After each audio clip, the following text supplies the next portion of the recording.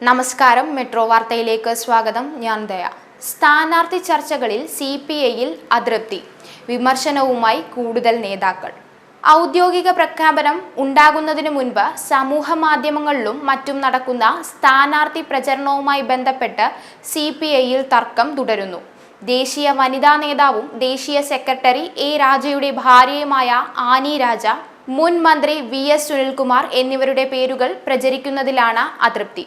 തിരുവനന്തപുരത്ത് ആനി രാജ LDF സ്ഥാനാർത്ഥിയാകുമെന്ന തരത്തിൽ വാർത്ത വന്നതിൽ മന്ത്രി GR അനിൽ സംസ്ഥാന എക്സിക്യൂട്ടീവിൽ വിമർശനമുയർത്തി. പാർട്ടി തീരുമാനിക്കും മുമ്പേ സ്ഥാനാർത്ഥികളുടെ പേര് മാധ്യമങ്ങളിൽ വരുന്നതെങ്ങനെ എന്നായിരുന്നു അദ്ദേഹത്തിന്റെ ചോദ്യം.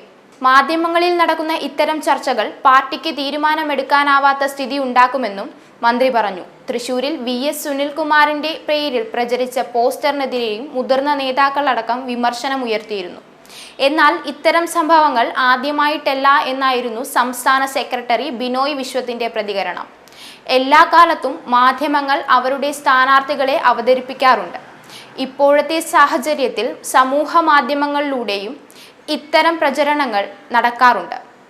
ഇതൊന്നും അത്ര ഗൗരവത്തിലെടുക്കേണ്ട കാര്യമില്ലെന്നും അദ്ദേഹം പറഞ്ഞു. ഇത്തവണ സ്ഥാനാർത്ഥി നിർണയം വേഗത്തിലാക്കണമെന്നും സ്ഥാനാർത്ഥി നിർണയത്തിന് തിരഞ്ഞെടുപ്പ് പ്രഖ്യാപനം വരെ കാത്തിരിക്കരുതെന്നും അംഗങ്ങൾ ആവശ്യപ്പെട്ടു.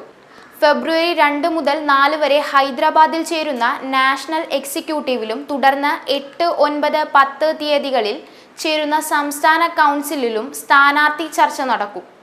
തൃശൂർ തിരിച്ചുപിടിക്കാൻ പ്രത്യേക തിരഞ്ഞെടുപ്പ് തന്ത്രം ആവിഷ്കരിക്കാനും CPI തീരുമാനിച്ചിട്ടുണ്ട്. സുനിൽകുമാറിന്റെ പേരിൽ നവമാധ്യമങ്ങളിൽ പ്രത്യക്ഷപ്പെട്ട പോസ്റ്ററിനെതിരെ വിമർശനമുയർന്നെങ്കിലും തൃശൂർ അദ്ദേഹത്തെ തന്നെ രംഗത്തിറക്കാനുള്ള ആലോചനകളാണ് പാർട്ടി നേതൃത്വത്തിൽ നടക്കുന്നത്. ന്യൂസ് ഡെസ്ക്, മെട്രോ വാർത്ത.